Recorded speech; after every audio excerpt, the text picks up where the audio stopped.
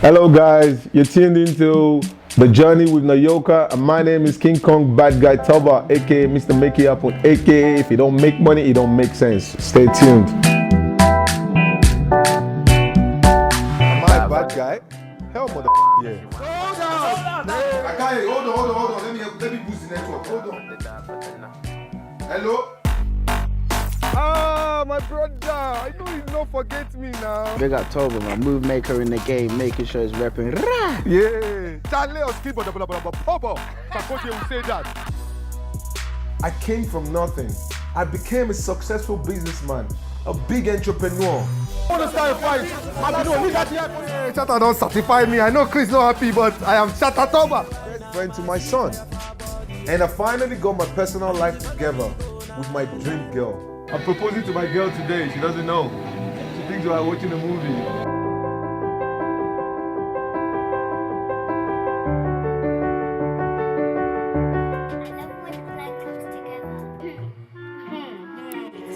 What's going on here? Thank you, Nana. And then it all fell apart. But at some point I lost this. I don't do Nigerian events, but when it comes to unity, Nigerians are not unified at all. Up now, people that criticize somebody like me for doing that, they're stupid. Alright, let me give you exclusive truth. Please do. Exclusive gist. Yes, I'll give you right now. Thank you. It was planned. And now I got someone pregnant, I'm gonna have a baby. It really affected me, I'm not gonna lie. The biggest regret is... Hello, Badguy Toba. Hi. How are you? I'm fine. Good. Welcome to the journey. Thank you very much. It's a pleasure. Same here. The pleasure's all mine. It's an absolute pleasure to host you. Your name is Abiodun Oshibodu. Yeah, my name is actually Abiodun Atoba Tele, but when I came to the UK, then I changed to my mom's maiden name. You know, let's take that back. Okay. Pronounce it again. Let me get it right. Okay, so my real name is not even Toba. My name is Abiodun Atoba Tele. Aha, but I hear the Toba in there. Yeah, so people tend to take the Toba and take it out. They took it out of Atoba Tele. So when I came to the UK, you know how it works. Then I kind of swapped my name over. I took my mom's maiden name because my mom was living here, and obviously I wanted to be part of the whole system. So I had to change my name back, which my dad is not happy about. It's not. He's not. I'm going to change my name. Yeah, hell yeah. And I'm 35 years old. I never shy to say I'm going to be 36 in 2-3 months. September 24th. Okay. We're going to have a big party. I will be there. Hey, I'm inviting myself. The first person I'm inviting. Yes. Yes, Kava. Thank you very, very much. Yeah. You know what? I like your drive. I like your passion. Yeah. I like the fact that you're so determined. Yeah. And I like the fact that you're successful. Thank you. I really, really do. Thank you. I don't know much about your nuclear family, but who would you say you get this drive from? Your mum or your dad? Or is it just you? I would say it's from my mom, even though she's not the most successful businesswoman ever, and she can hear me say that anyway. She's going to be yeah, but she understands.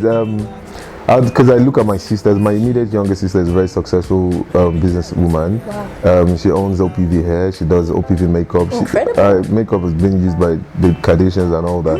She doesn't even put her face to it, you know. So for me, I see how she's driven and all that. And then the one after her is another businesswoman. So I think it comes from my mom, I think. But my dad is a proper hustler. But I think it comes from my mom. Okay, I see. So you are the founder and one of the directors of Africa Unplugged. Yep. You're also that's the parent company of the Therapy. African Pride Awards. Yeah. And I believe that you're the founder or the brainchild behind a nursery as well. Yeah. If I'm correct. Yeah, I am. Which project even came first? Where did you begin? Okay. How do you even have the time to manage all of these companies? Okay, so with the nursery is something I'm really, really glad I was a part of, or I am a part of. So I have a friend of mine that I hadn't seen in a while, you know, a couple of years. And then my older brother from Nigeria messaged me and said, this particular person I've seen you with has actually blown. She's doing this business with the government, blah, blah, blah. So at some point I met with her 2 years afterwards, and I'm like, oh, I heard you're now, you know, doing all of this. Do you want to get involved with me? And she's like, oh, she stopped that business, but she wants to get a franchise for a nursery. If I can come in and partner with her, or if I can help her. So I got the accountants, got the lawyers in, got the franchise in, and she gave me the contract to build the actual nursery. It was just from scrap. I didn't start. I don't even know how to put nails on my bed, but I got the team together, I got the guys together, because I built a couple of clubs, I've helped refurbish a couple of clubs. So I just put that idea and got some of my Eastern European guys in. smashed the whole place, built it less than the budget, flipped the money she paid me back into the business, and I own 25% of the business. The nursery. Yeah, it's called. Literally blown away. Oh, thank you. It's called Banana Moon Nursery. It's in Greenwich, yeah. And we opened already. So well done to you. If you've got a baby, please send them my way. Be coming there. And if you haven't got baby, please make babies now, please. Just so that they can come to that nursery, please. that specific nursery. Do you think that your passions, in essence, have cost you your happiness? Because sometimes I think, now this is me, I'm very business minded, and I spend a lot of time focusing on work and not really enjoying myself. And I see, although you have fun, I see that you focus a lot on your work. You put a lot, your heart, your soul, your all, your time into business. Do you think that you might look back one day and say, you know what, I really missed out on the opportunity to enjoy my life and spend time with those that I really loved? I wouldn't say that, though, because God bless me one thing, I can multitask.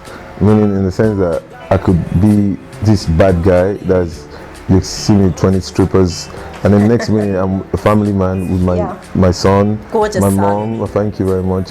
So for me, I couldn't look back and say, because it's very difficult. I can tell you, it's very difficult, because when you have to face this kind of business, then you tend to forget about lovers, family. You can't even go to people's birthdays on a Saturday.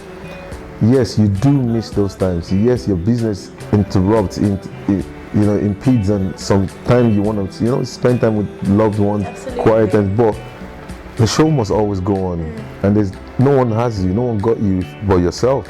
So you can't leave this thing. So the only way to do it is to carry both along the way. Now, for me, I lost out. I tried to, for 6 years, it worked for me, but at some point I lost. Do you understand? Which is. Right.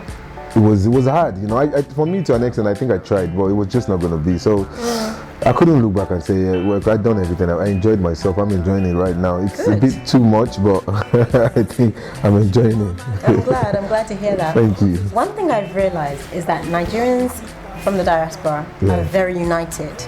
No, really. You don't think so? You cut me off straight. I didn't even get to the full. That one I couldn't agree with. Okay, it's Africans. I meant no, Nigerians.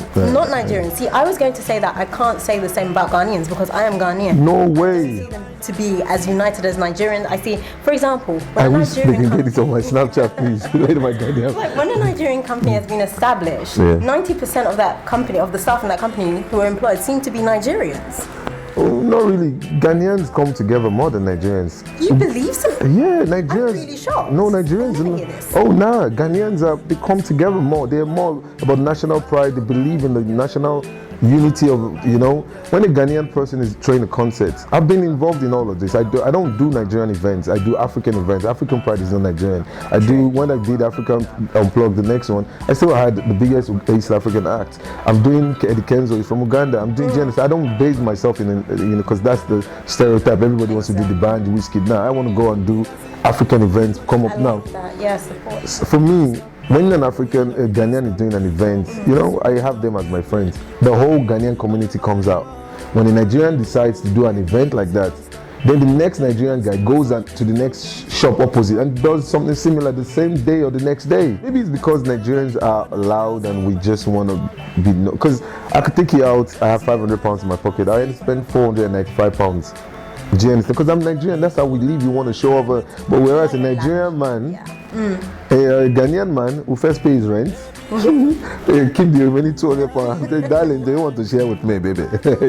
So for me, I love my people. I could never ask to be from somewhere else. But when it comes to unity, Nigerians are not unified at all. I've been there, I've done that. It's so hard. It's so hard to get everybody together. And then while they're still trying to come together, they still chop behind. So for me, Nigerians are not qualified. It's really interesting to hear your viewpoint because I've never heard this from a Nigerian and I've never heard it from a Ghanaian either. No, they're lying. Ghanaians, no. I love Ghanaians. I love most African races. But Ghanaians are a race I associate myself with. I diss them a lot online. They don't know how much I like them. Yeah, because it costs me a lot. But Ghanaians, I give it to them. Okay. I just done a Shatawale concert. I was planning to do a 7,000 for the Independence. Shatawale, Mr. Easy, and what's his name? Runtown? No, Shatawale, Mr. Easy, and the one that sing. Sing the song for me. I want to hear your voice. What's his name again? I can't remember. But he was here. He performed at the dinner and dance ball. Okay. Bisa K, yeah, Bisa K. yeah. So I was going to do Love that. Bisa. But the people I was going to partner with weren't sure 7,000 Ghanaians were going to come out. I know for a fact 7,000 Ghanaians would have been there. You've been doing this for a lifetime. But not net 7,000 Nigerians. But 7,000 Ghanaians will come. Their biggest three acts, Mr. Easy, Shatawale, and they will be there on Independence Day. True. You couldn't get better. I'd be there. So my next plan is to do next year. If all these people fail, I'll be there doing it myself. That's great, amazing. You know? That's great to hear. So you're responsible for organizing events, mingling with celebrities. Not so long ago, like a few months back, you brought Bobrisky over to the UK. And we all know that Bobrisky is very feminine. His makeup is incredible. I'm just picturing him now. He's very, very feminine. And I heard a lot of people, I was reading blogs, I was reading comments on pictures and everything, people saying, oh, but why would Toba, liaise with such a man? He's very feminine. They had very negative things to say about him. And he's from Nigeria, so I know that, back in Nigeria, they're probably a bit critical as well because of his demeanor and the way he presents himself. My question is, when someone like P. Diddy wears makeup, they don't say anything about him. They don't say he's feminine. They'll say Bobrisky's a gay, but they won't say the same about P. Diddy. They won't say the same about any other man in the music industry or entertainment industry that wears makeup. So what is the difference? To be fair, we need to understand where we're coming from. We're Africans and we're still backwards. And that's the truth. And so these things are not just going to happen in one day. Yesterday I was looking at Nigeria, Big Brother Nigeria. Right. And I was really thinking to myself, wow, finally they got this thing right. Do you understand? So the whole Bobrisky thing, we have to understand that Africa is just not going to change one day and accept all of this. It takes time. Absolutely. Now, people that criticize somebody like me for doing that, they're stupid. Because if you look at my lineup of stuff I do, it wasn't. If it could have been Bob Jeski, it could have been Bob Deuce. I just done a fitness store. I've done a makeup masterclass. I've done a hair masterclass. I bring the business. I don't stereotype. Personally, I don't agree with a man liking another man personally, but I can do my business without being personal. Business is business. If my ex, we broke up an engagement I loved, if she came to my nightclub, as long as she pays to come in, I'll let her in. That's how it works for me. So it was just a business move. It was a very successful business move. It was a very successful PR move for me. Without Bobrisky, I probably wouldn't even be where I am today. It wasn't even financial. It was a dope ass PR move. Do you understand? And I'm still reaping the effects today. Wonderful. So for me, it's the business. I brought Rick Ross, I brought Nicki Minaj, I've done Diddy, I've done African Pride, I've done African Unplugged. For me, if it's worth bringing over, if there's business, then I'll do it. I do stripper pie. I can do it. I don't know what to call him. He says he's not gay, but that's his personal life. My personal life is my personal life. Do you understand? So run down. That's the next question. Yes, Kava. Where's my Snapchat, please? Inquiring minds want to know, Toba. Now, with all of the backlash and all of the stories following Runtown and your ex-fiance, was that a business move? Was it a business strategy? Because you became a household name after that little incident, and we know that Runtown's concert was fast approaching. So was that something you planned? Was that a PR move as well? All right, let me give you exclusive truth. Please do. Exclusive gist. I'll give you right now. Thank you. It was planned, but it was planned along the way. It wasn't planned from the onset. Okay. It was a PR move I made after speaking to my ex to kind of help quench the whole hype. Because for me, I couldn't explain to 5,000 people that we had broken up. I couldn't explain to 5,000 people that it was all a lie. She hadn't Runtown never done anything. She wasn't cheating with Runtown. We had broken up. Yes, she wanted to show me that she could stand on her own, do her own thing.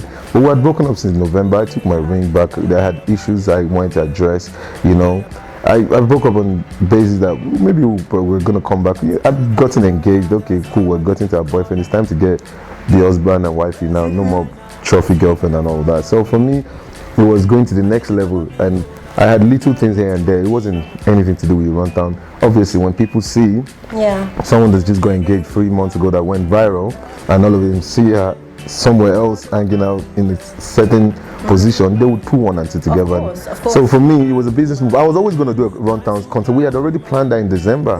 Do you understand? So when the whole thing happened, it was only right for me to just flip it. Like I said, my skin, I have a tough skin. So when the whole thing, because it really affected me, I'm not going to lie, it did affect me.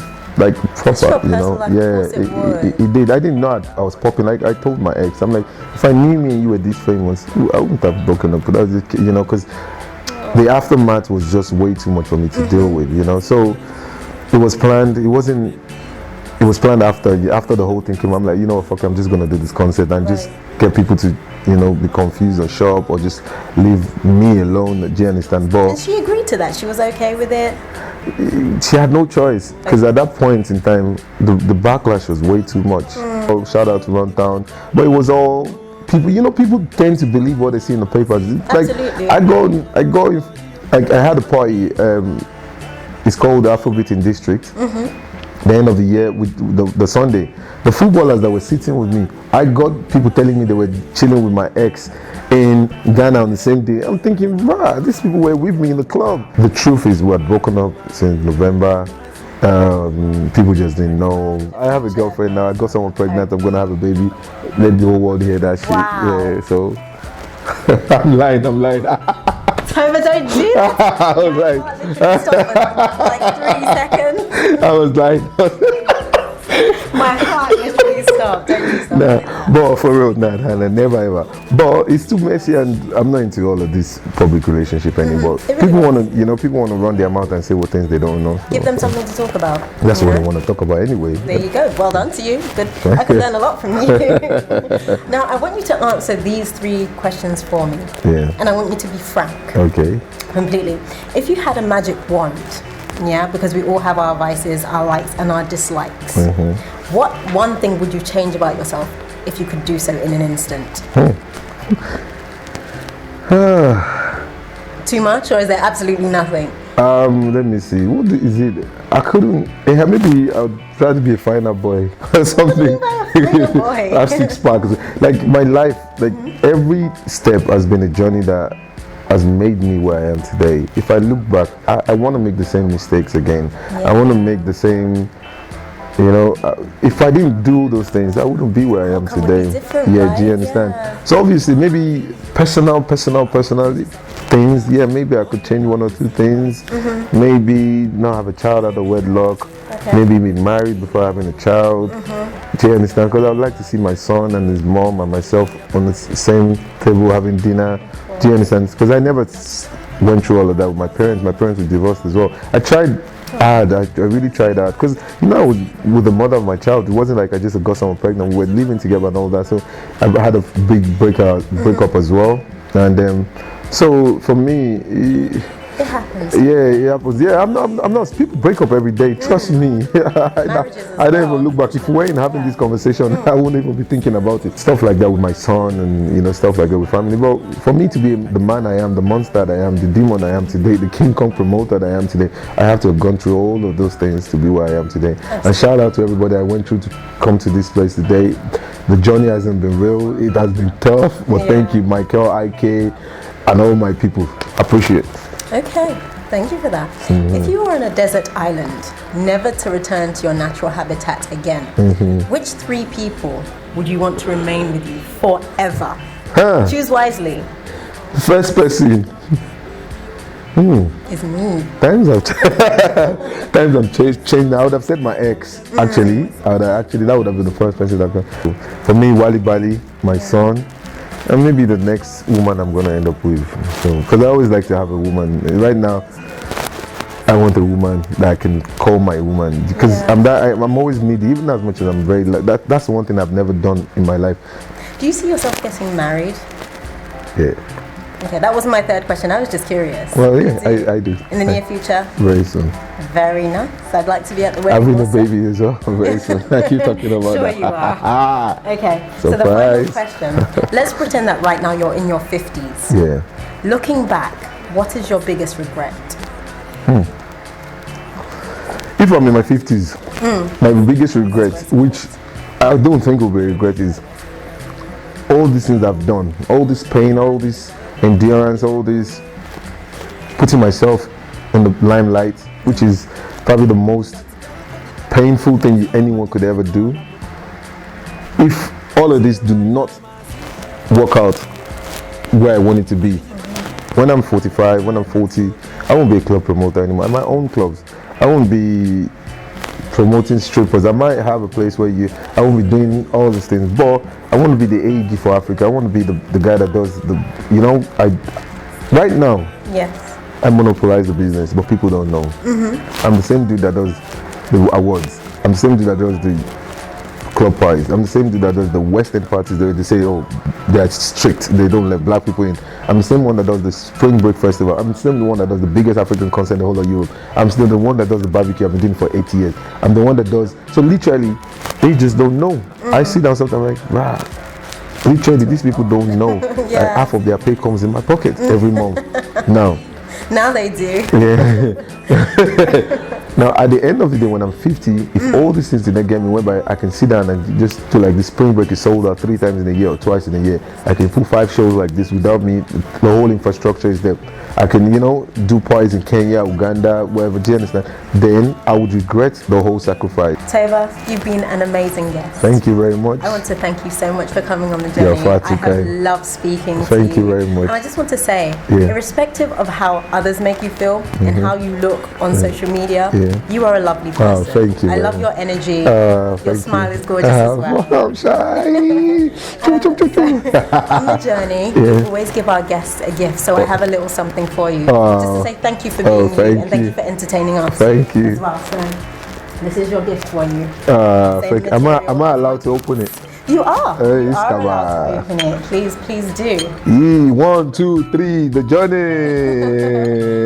Boom! That's not the only gift, there's something else. I knew you would pull out the biggest one, but this is the real gift. To Badguy Toba, keep shining with love from Nayoka and Team Johnny 2017. Bang, bang, bang, gang, gang. Thank you guys.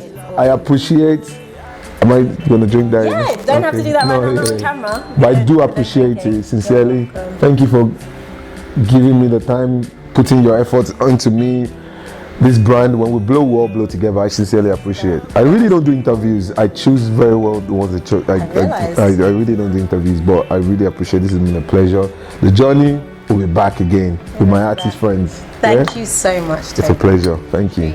Is it difficult to delegate? Because I am very meticulous, and I know if I want something done in a specific way, I have to do it myself. So is it really challenging for you? I really like this question. I would like my staff to actually hear this.